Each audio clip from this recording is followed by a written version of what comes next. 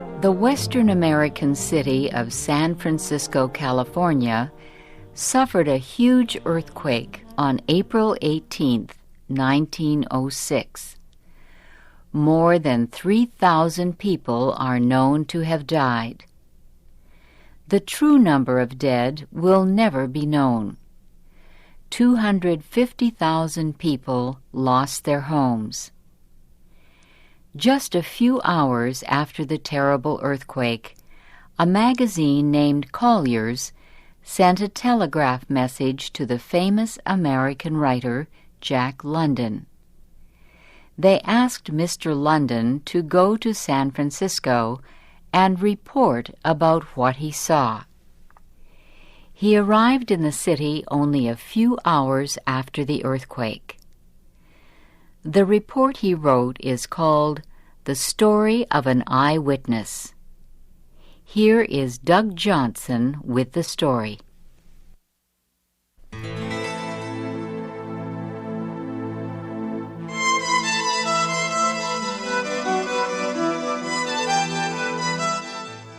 Not in history has a modern city been so completely destroyed. San Francisco is gone. Nothing remains of it but memories and a few homes that were near the edge of the city. Its industrial area is gone. Its business area is gone. Its social and living areas are gone. The factories, great stores and newspaper buildings, the hotels, and the huge homes of the very rich are all gone. Within minutes of the earthquake, the fires began.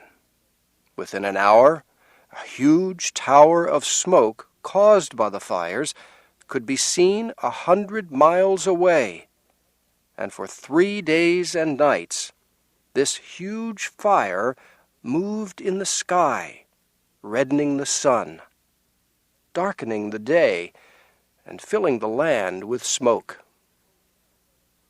There was no opposing the flames. There was no organization, no communication. The earthquake had smashed all the modern inventions of a 20th century city. The streets were broken and filled with pieces of fallen walls. The telephone and telegraph systems were broken, and the great water pipes had burst. All inventions and safety plans of man had been destroyed by 30 seconds of movement by the earth. By Wednesday afternoon, only 12 hours after the earthquake, half the heart of the city was gone. I watched the huge fire. It was very calm. There was no wind, yet from every side wind was pouring in upon the city. East, west, north, and south, strong winds were blowing upon the dying city. The heated air made a huge wind that pulled air into the fire, rising into the atmosphere. Day and night the calm continued, and yet, near the flames, the wind was often as strong as a storm.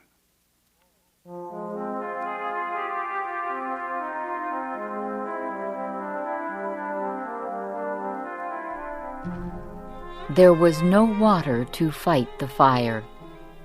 Firefighters decided to use explosives to destroy buildings in its path.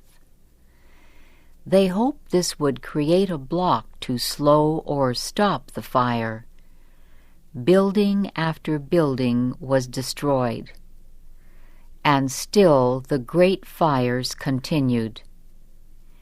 Jack London told how people tried to save some of their possessions from the fire.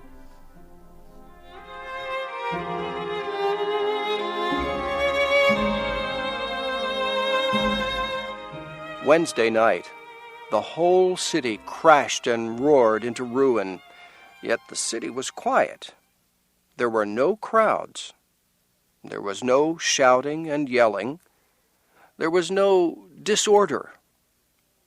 I passed Wednesday night in the path of the fire. In all those terrible hours, I saw not one woman who cried, not one man who was excited, not one person who caused trouble. Throughout the night, tens of thousands of homeless ones fled the fire. Some were wrapped in blankets. Others carried bedding and dear household treasures. Many of the poor left their homes with everything they could carry. Many of their loads were extremely heavy. Throughout the night, they dropped items they could no longer hold. They left on the street clothing and treasures they had carried for miles. Many carried large boxes called trunks. They held on to these the longest. It was a hard night, and the hills of San Francisco are steep, and up these hills, mile after mile, were the trunks dragged. Many a strong man broke his heart that night. Before the march of the fire were soldiers. Their job was to keep the people moving away from the fire. The extremely tired people would arise and struggle up the steep hills, pausing from weakness every 5 or 10 feet. Often, after reaching the top of a heartbreaking hill, they would find the fire was moving at them from a different direction. After working hour after hour through the night to save part of their lives, thousands were forced to leave their trunks and flee. At night, I walked down through the very heart of the city. I walked through mile after mile of beautiful buildings. Here was no fire. All was in perfect order. The police patrolled the streets, and yet it was all doomed, all of it. There was no water. The explosives were almost used up, and 2 huge fires were coming toward this part of the city from different directions. 4 hours later, I walked through this same part of the city. Everything still stood as before, and yet there was a change. A rain of ashes was falling. The police had been withdrawn. There were no firemen, no fire engines, and no men using explosives. I stood at the corner of Kearny and Market Streets in the very heart of San Francisco. Nothing could be done. Nothing could be saved. The surrender was complete.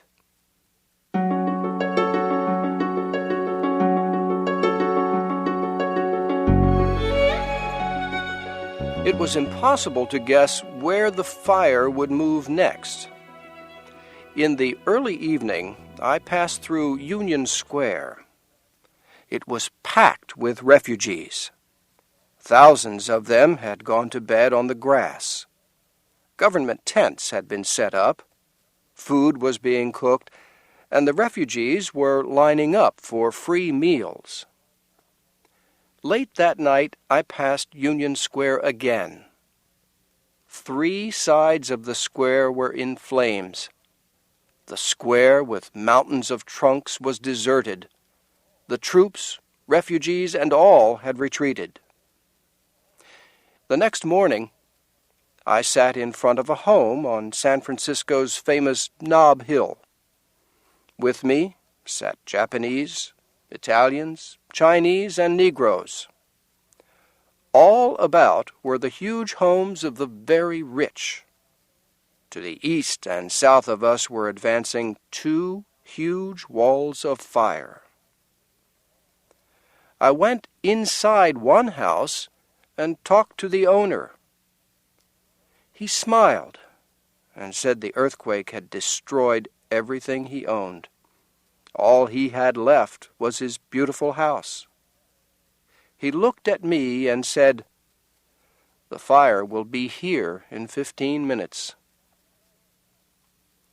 Outside the house, the troops were falling back and forcing the refugees ahead of them.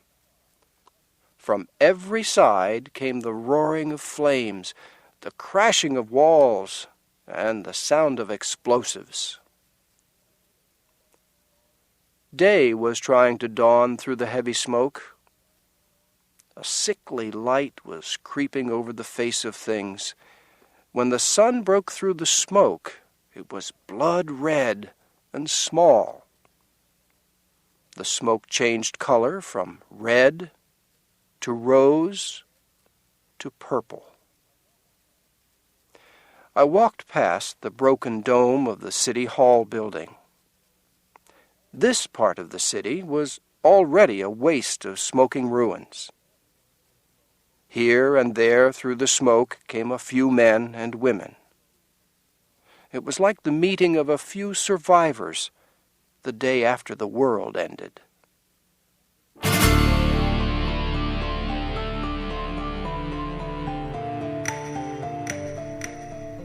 The huge fires continued to burn on. Nothing could stop them. Mr. London walked from place to place in the city, watching the huge fires destroy the city. Nothing could be done to halt the firestorm. In the end, the fire went out by itself because there was nothing left to burn. Jack London finishes his story.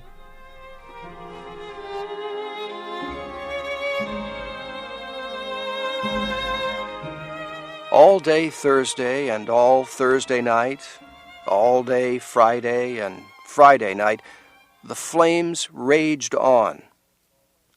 Friday night saw the huge fires finally conquered, but not before the fires had swept 3/4 of a mile of docks and storehouses on the waterfront. San Francisco at the present time is like the center of a volcano. Around this volcano are tens of thousands of refugees. All the surrounding cities and towns are jammed with the homeless ones. The refugees were carried free by the railroads to any place they wish to go. It is said that more than 100,000 people have left the peninsula on which San Francisco stood. The government has control of the situation, and thanks to the immediate relief given by the whole United States, there is no lack of food. The bankers and businessmen have already begun making the necessary plans to rebuild this once beautiful city of San Francisco.